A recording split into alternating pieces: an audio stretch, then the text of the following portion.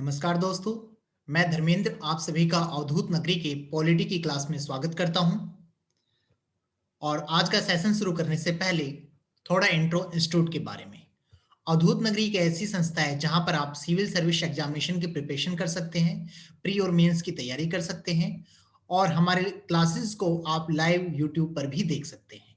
किसी भी प्रकार की जानकारी के लिए आप हमें दिए हुए नंबरों पर संपर्क कर सकते हैं या फिर हमारी वेबसाइट पर भी विजिट कर सकते हैं। और एडमिशन के टाइम, रजिस्ट्रेशन के टाइम फिक्स डिस्काउंट के लिए आप दिए हुए रेफरेंस कोड DHAR2802 का भी यूज कर सकते हैं। तो आइए आज का सेशन हम शुरू करते हैं। और आज का जो सेशन होगा हमारा, वो सेकंड चैप्टर संविधान का निर्माण, मेकिंग ऑफ द कॉन्स्टिट्यूशन, संविधान का निर्माण कैसे हुआ उस चीज के बारे में है। तो जैसा कि आप सब जानते हैं, सबसे पहले जैसा कि आप सबको पता है 1922 में महात्मा गांधी जी ने स्वराज की मांग की थी।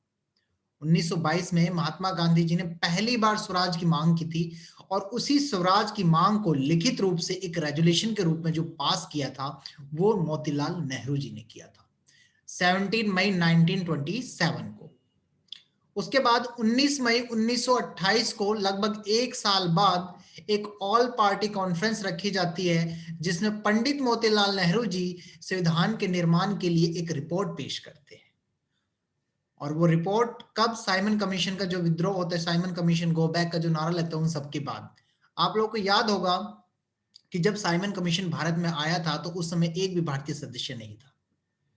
तो जो ब्रेकन हेड थे, ब्रेकन हेड कौन?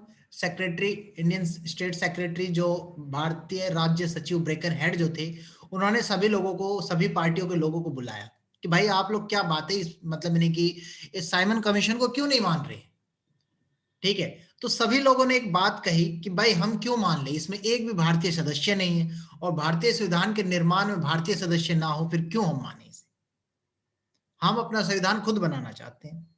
तो ब्रेकन हेड ने कहा ठीक है, अगर तुम सब अपना संविधान खुद बनाना चाहते हो तो ठीक है, हम उसके लिए तैयार हैं, लेकिन उसकी एक शर्त है कि जितने भी पार्टी के लोग हैं, जो भी पार्टी है आप लोगों की, जितने भी पार्टी के लोग हैं, वो सब पार्टी के लोग एक पेपर पर, एक प्रस्ताव पर सिग्नेचर करके दे दे कि भाई हमें संविधान बनाना है, तो हम उस चीज को मान लेंगे और आप लोगों को संविधान बनाने की आजादी दे देंगे। तो फिर क्या था, बस उसके बाद ही मोतीलाल नेहरू जी 19 मई 1928 को एक रिपोर्ट पेश करते हैं। और वो रिपोर्ट क्या था? संविधान के निर्माण का। ठीक है, तो उस रिपोर्ट पर पार्टी के सभी लोग हस्ताक्षर कर देते, परंतु जो मोहम्मद अली जिन्ना साहब थे, जो कि मुसलमानों के अध्यक्ष थे, मुस्लिम लीग के अध्यक्ष थे, वो हस्ताक्षर नहीं करते। वो कहते भाई हम नहीं करेंगे इस पर हस्ताक्षर। क्यों? क्योंकि ना तो एक इसमें मुसलमानों के लिए कुछ है और ना पृथक निर्वाचन मंडल की व्यवस्था है इसमें मुसलमानों के लिए। तो वो क्या करते, वहां से उठ के चले जाते। जब मोहम्मद अली जिन्ना बिना हस्ताक्षर के वहां से चले जाते हैं, तो मोतीलाल नेहरू जी सोचते हैं कि अब क्या करें भाई, इन्होंने तो साइन किया नहीं। फिर सोचते चलो इन्होंने ही तो नहीं साइन किया, बाकी सबने तो साइन कर ही दिया है। फिर जाके उसे ब्रेकन हेड के पास उस रिपोर्ट को लेके जाते हैं और जमा करने के लिए वो वहां पहुंच जाते हैं। कहते हैं कि लीजिए ब्रेकन हेड जी, ये आपकी रिपोर्ट, और इस पे सबने साइन कर दिया है। एक बार तो ब्रेकन हेड जो होता है वो भौचक्का रह जाता है, आश्चर्यचकित रह जाता है, भाई कैसे सबने साइन कर दिया। लेकिन उसी समय तुरंत मोहम्मद अली जिन्ना साहब जी पहुंच जाते हैं वहां पे। वो कहते हैं, साफ साफ आते हैं कि भाई मैंने इस पे साइन नहीं किया है और मैं इस रिपोर्ट को नहीं मानता। और वो जब आते हैं तो अपने मांगों को लेके आते हैं, कुछ उनकी मांगे थी, उन मांगों को लेके आते हैं जिसे 14 सूत्रीय मांग कहा जाता है, 14 पॉइंट्स ऑफ जिन्ना। ठीक है, तो उन्होंने साफ साफ कहा जब तक मेरे इन 14 सूत्रीय मांगों को नहीं मानोगे भाई, जब तक मैं इस रिपोर्ट पर हस्ताक्षर नहीं करूंगा, साइन नहीं करूंगा। फिर क्या था, फिर दोनों उठ के वहां से चले जाते। और उनके वापस जाने के बाद क्या होता है, जो ब्रेकर हेड होता है, जो उनकी रिपोर्ट दोनों की होती है, कि एक की 14 सूत्रीय मांग और एक का जो साइन किया हुआ जो रिपोर्ट होता है संविधान वाला, दोनों को क्या करते, फाड़ते हैं और डस्टबिन में डाल देते हैं। अब जब पंडित जवाहरलाल नेहरू, सॉरी मोतीलाल नेहरू जी सोच रहे हैं भाई अब तो क्या करें, तो वो अब अपने बेटे को आगे लेके आते हैं। और उनका बेटा कौन? पंडित जवाहरलाल नेहरू जी। तो फिर वो क्या करते हैं, ब्रेकन हेड को साफ साफ कहते हैं कि देखो भाई, अगर तुम लोग, फिर नेहरू जी क्या करते हैं, ब्रेकन हेड को साफ साफ कह देते हैं कि भाई देखो ब्रेकनहेड, अगर 26 जनवरी 1930 तक तुमने हमारी मांगों को नहीं माना तो भाई हम 26 जनवरी 1930 को अपने आप को आजाद घोषित कर देंगे। अब ब्रेकनहेड इस चीज को भाई सीरियस लेता नहीं है, वो आराम से बैठ जाता है।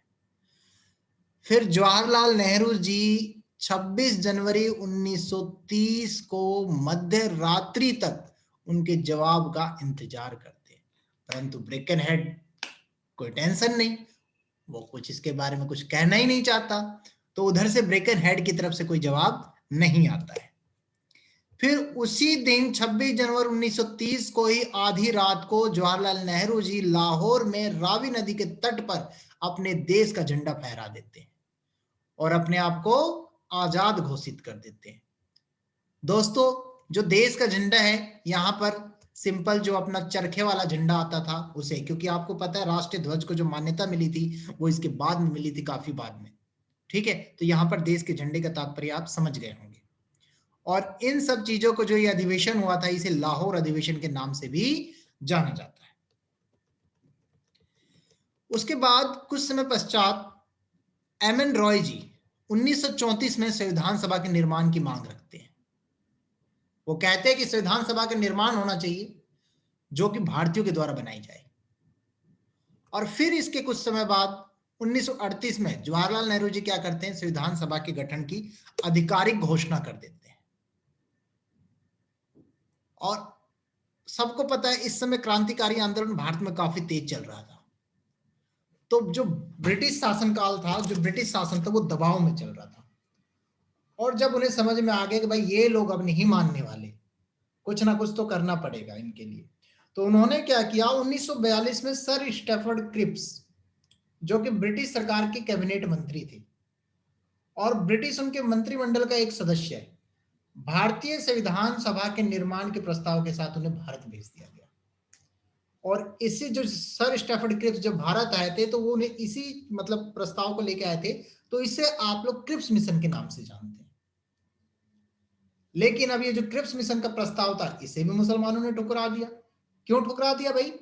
क्यों? क्योंकि वो चाहते थे भारत का विभाजन और मुसलमानों के लिए एक अलग संविधान। तो साफ साफ मना कर रहे कि नहीं भाई, हम इसमें हस्ताक्षर नहीं करेंगे या इस प्रस्ताव को हम नहीं मानेंगे। समय बीतता है, फिर उसके बाद क्या होती है, शिमला कॉन्फ्रेंस का आयोजन किया जाता है। लॉर्ड वेवल थे उस समय भारत के वायसराय, तो मुसलमान और कांग्रेस के बीच में कॉन्फ्रेंस की व्यवस्था करवाते हैं, शिमला में उन्हें बुलाते हैं। अब शिमला में क्यों बुलाया जाता है? क्योंकि ये उस समय ग्रीष्मकालीन द्वितीय राजधानी थी ब्रिटिशों की, तो उन्हें शिमला में बुलाते हैं, बैठाते हैं दोनों को और दोनों पार्टियों से बातचीत करते हैं कि भाई क्या करना है संविधान सभा के निर्माण के लिए। भाई आप दोनों मान जाओ, संविधान सभा का निर्माण कर लो जैसे चाहते हो। लेकिन वहां भी अपनी मांगों को न मानने के कारण जिन्ना जी जो है वहां से उठकर चले जाते हैं और प्रस्ताव को ठुकरा देते हैं। फिर क्या, जब वो चले जाते हैं तो फिर चलो भाई छोड़ो, सबने सोचा ये लोग मानेंगे नहीं, ऐसा करते हैं फिर एक भाई इनके संविधान सभा का निर्माण मान ही लेते हैं। तो 1946 में कैबिनेट मिशन योजना आती है और 3 लोग मेनली शामिल होते हैं, Lord pathies, sir Stafford Cripps और ए.बी. अलेक्जेंडर। ये तीनों लोग हैं जो मेन होते हैं, ये उसमें शामिल होते हैं।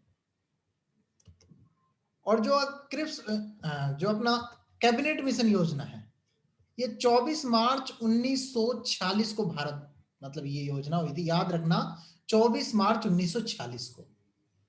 और इस मिशन के प्रस्तावों के द्वारा ही हमें नवंबर 1946 में हमारे संविधान सभा का गठन हुआ था। और जब संविधान सभा का गठन हुआ तो इसमें टोटल जो एक मिनट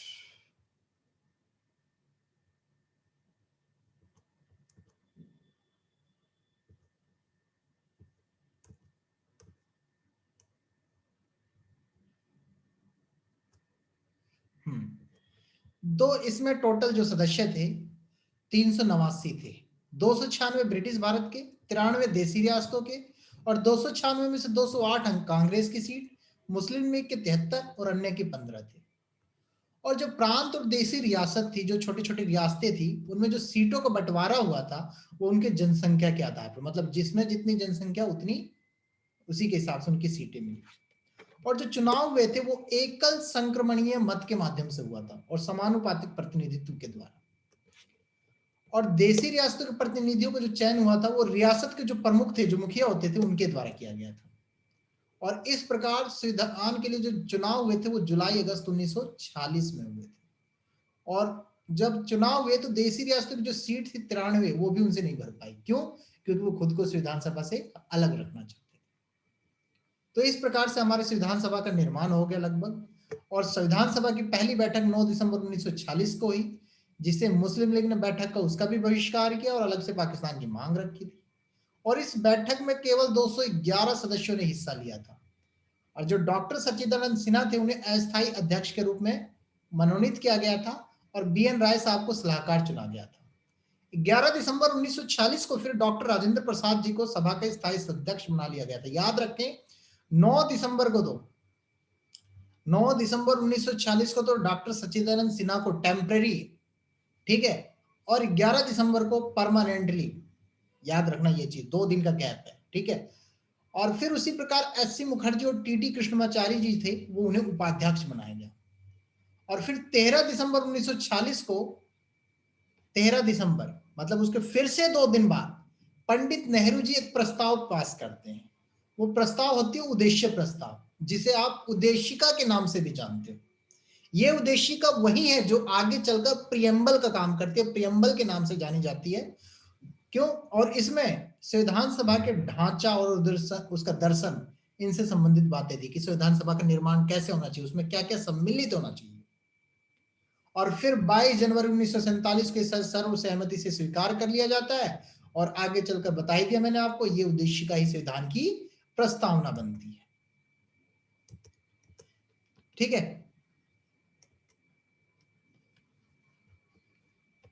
एक मिनट। फिर उसके बाद संविधान सभा को जो प्रतिनिधि खुद से अलग रख रहे थे, संविधान सभा को जो प्रतिनिधि खुद से अलग रख रहे थे, वो क्या कर रहे, धीरे धीरे वो भी इसमें शामिल होने लग गए। और 28 अप्रैल 1947 को 6 राज्य इसके प्रतिनिधि के सदस्य बन चुके थे। और फिर 3 जून 1947 को एक माउंटबेटन योजना पेश की जाती है, जिसमें भारत के बंटवारे की बात कही गई थी। और फिर उसी समय भारतीय स्वतंत्रता अधिनियम 1947 के द्वारा 3 परिवर्तन कर दिए गए। एक तो संप्रभु निकाय बना दिया गया, जो स्वेच्छा से कोई भी संविधान बना सकते थे। एक संविधान सभा की एक विधायिका भी बनाई गई, और जिसकी स्वतंत्र भारत की वो पहली बैठक थी। और जब भी बैठक होती, अगर संविधान सभा की बैठक होती तो डॉक्टर राजेंद्र प्रसाद जी अध्यक्षता करते, और अगर विधायिका की बैठक होती तो उसकी अध्यक्षता मावलंकर साहब, GV मावलंकर साहब जी करते। इस प्रकार देखा जाए तो लगभग 26 नवंबर 1949 तक संविधान सभा का जो निर्माण था वो पूरा हो चुका था। और मुस्लिम लीग के जो सदस्य थे वो भी अपना अलग से संविधान बना चुके थे या भारतीय संविधान से अलग हो चुके थे। और कुछ तो यहाँ पर संविधान सभा के निर्माण का काम पूरा होता है। और कुछ इंपॉर्टेंट तथ्य है जो आपके लिए जरूरी है। वो तथ्य इस प्रकार है कि मई 1949 में राष्ट्रमंडल में भारत की सदस्यता का सत्यापन होता है कि भारत जो है राष्ट्रमंडल का हिस्सा है।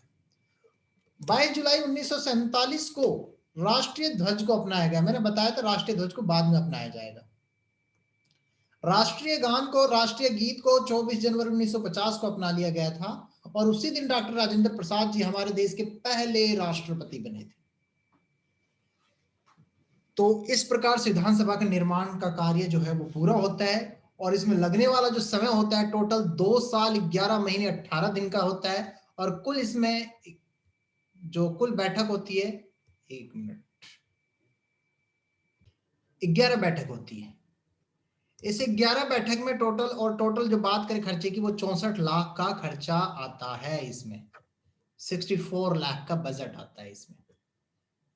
ठीक है, तो इस टाइप से ये इसका बजट और इसके समय अवधि के बारे में कि कितना समय लगा और कितने बजट की बात थी। इसी के पश्चात इसमें कुछ समितियां बनती है, कुछ बड़ी समिति होती है, कुछ छोटी समिति होती है। और जो बड़ी समिति होती है वो कुछ इस प्रकार संघ समिति, संघीय संविधान समिति, राज्य के लिए समिति, प्रांतीय संविधान समिति, मौलिक अधिकार, प्रारूप समिति, प्रक्रिया नियत समिति, संचालन समिति। जो संघ समिति होती है उसके जो अध्यक्ष होते हैं जवाहरलाल नेहरू जी, संविधान समिति के जवाहरलाल नेहरू जी, राज्यों के लिए समिति जवाहरलाल नेहरू जी, प्रांतीय संविधान समिति सरदार पटेल साहब इसके अध्यक्ष रहते हैं। मौलिक अधिकार और अल्पसंख्यक और जनजातियों के लिए जो सलाहकार समिति रहती है उनके लिए अध्यक्ष सरदार पटेल साहब रहते हैं। प्रक्रिया नियत समिति के अध्यक्ष डॉक्टर राजेंद्र प्रसाद, प्रारूप समिति के अध्यक्ष डॉक्टर भीमराव अंबेडकर जी और संचालन समिति के अध्यक्ष राजेंद्र प्रसाद। ये तो हो गई आपकी 8 बड़ी समितियां। जो छोटी समितियां थी कुछ इस प्रकार से हैं, काफी है। इसके अलावा भी वित्त एवं कर्मचारी समिति के अध्यक्ष डॉक्टर राजेंद्र प्रसाद, राष्ट्रीय ध्वज संबंधी तदर्थ समिति, इसके जो अध्यक्ष थे डॉक्टर राजेंद्र प्रसाद, सॉरी ये समिति नहीं है, यहाँ पे प्रसाद आया गलती से, मिस टाइप है, डॉक्टर राजेंद्र प्रसाद।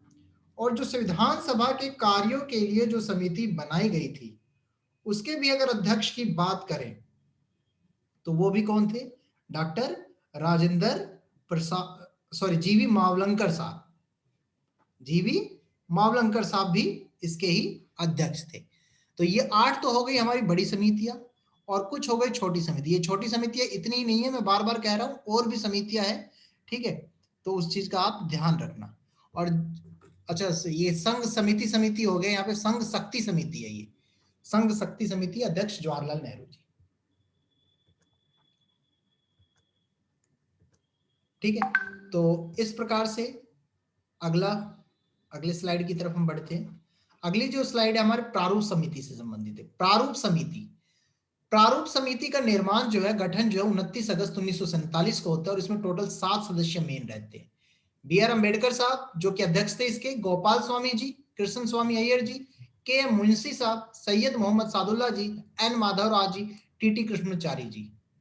याद करने के लिए आप लोगों को एक तरीका अपनाना है, जैसे मान लीजिए बी आर अम्बेडकर है, ऐसे याद नहीं होगा तो बी आर अम्बेडकर से ही आप शुरू कर दो, बी आर, नाम पता लग गया बी आर अम्बेडकर। फिर उसके बाद बी आर गोपाल, ये भी पता लग गया, मतलब पहले बी आर अम्बेडकर, दूसरे गोपाल स्वामी, ठीक है, SWAMI Swami, B R Gopal Swami, तो 3 नाम हो गए। स्वामी मुंशी, 4 नाम हो गए, ठीक है। सैयद 5 नाम हो गए और माधव कृष्णाचारी, माधव कृष्णा कर लो बेशक से, माधव कृष्णा। तो इससे आपका क्या हुआ, ये सारे नाम याद हो गए। अब याद कैसे हो गए भाई? B R Gopal Swami, Munshi Syed Madhav Krishna, B R Gopal Swami, Munshi Syed Madhav Krishna. आराम से ये लाइन याद कर सकते हो और इसे याद करते ही आपको ये सातों के सातों मेंबर याद हो जाएंगे, डेफिनेटली हो जाएंगे और अच्छे से आप लोग कर लोगे। तो इस प्रकार से हमारे प्रारूप समिति का गठन होता है और संविधान सभा का जो पहला प्रारूप होता है फरवरी 1948 में उसे प्रकाशित किया जाता है, दूसरा अक्टूबर 1948 में प्रकाशित किया जाता है। टोटल इसमें 141 बैठक होती है और बी आर अम्बेडकर 4 नवंबर 1948 को संविधान सभा का अंतिम प्रारूप पेश करते हैं और पहली बार उस समय पढ़ा जाता है। आज तक इसे पढ़ा नहीं गया, लेकिन अब इसे पहली बार पढ़ा जा रहा है।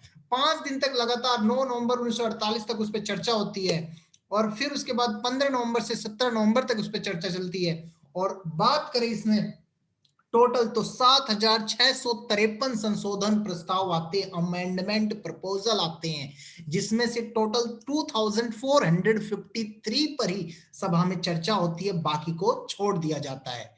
और इस पर मतलब यानी कि 14 नवंबर 1949 को विचार विमर्श शुरू होता है और डॉक्टर बी आर अम्बेडकर साहब एक प्रस्ताव पास करते हैं, ठीक है, एक प्रस्ताव पास करते हैं और 26 नवंबर 1949 को उस प्रस्ताव को क्या करते हैं, पारित घोषित कर दिया जाता है। और जो प्रस्ताव का नाम होता है, ध्यान देना, जो यहाँ पे प्रस्ताव है वो प्रस्ताव है आपका the constitution as settled by the assembly be passed. मैं रिपीट कर रहा हूं, the constitution as settled by the assembly be passed, ये वो प्रस्ताव का नाम रहता है, इसे वो पास कराते हैं। इसमें टोटल जो 299 सदस्य होते हैं और 284 सदस्य उपस्थित होते हैं इस सभा में, ठीक है। और 26 नवंबर 1949 को जो हमारा अपनाया गया संविधान था उसमें 395 अनुच्छेद, 8 अनुसूचियां और जो बाकी का प्रावधान बच गया उसे 26 जनवरी 1950 तक अपना लिया गया। और इसके शुरुआत के साथ ही जो भारतीय शासन अधिनियम 1935 था उसको पूरी तरह से खत्म कर दिया गया, समाप्त कर दिया गया। आलोचना आप लोगों को खुद करनी है, एक दो मैंने लिख दिया है कि प्रतिनिधि निकाय थी, संप्रभुता का भाव था, जैसे कांग्रेस का इस पे आधिपत्य लग रहा था, और भी वकीलों का स्वर्ग कहा जाता है, क्यों कहा जाता है वो आप लोग खुद कीजिए और कमेंट बॉक्स में कमेंट कीजिए। कुछ इसके अलावा और भी तथ्य थे। जब संविधान सभा का निर्माण हुआ तो हाथी को, ये देखो होती है, यहाँ पे हाथी आएगा, एलिफेंट, ठीक है, हाथी को प्रतीक के रूप में अपनाया गया। और सर बी.एन. भाऊ साहब थे, उन्हें कानूनी सलाहकार नियुक्त किया गया। Chief draughtsman LN. मुखर्जी को नियुक्त किया गया। और संविधान सभा के कैलीग्राफर के काम जो किया था प्रेम बिहारी नारायण जी ने किया था। संविधान सभा का मूल संस्करण और सौंदर्यकरण और सजावट जो हुआ था नंदलाल बोस और व्यूअर राम मनोहर सिन्हा जी के द्वारा किया गया था। और हिंदी संस्करण का सुलेखन बसंत कृष्ण वैद्य द्वारा किया गया था। इस प्रकार यहाँ पर संविधान सभा की कैलीग्राफी, बनावट, सजावट, ये सारी चीजें खत्म होती है और आपका ये चैप्टर भी यहाँ पर फिनिश होता है। और चैप्टर फिनिश होने के बाद एक दो क्वेश्चन, ज्यादा नहीं, दो तीन क्वेश्चन की तरफ चलते हैं। और अगर आपको क्वेश्चन पसंद है और भी क्वेश्चंस की प्रैक्टिस करनी है तो आप हमारे टेलीग्राम चैनल को ज्वाइन कीजिए जो कि अवधूत नगरी के नाम से है। तो क्वेश्चन जो पहला है हमारा वो ये है कि संघीय संविधान समिति के अध्यक्ष कौन थे? भाई याद होगा आपको, बताया था मैंने, संघीय संविधान समिति पटेल साहब, अंबेडकर साहब या राजेंद्र प्रसाद जी? संघीय संविधान समिति याद कीजिए, याद कीजिए।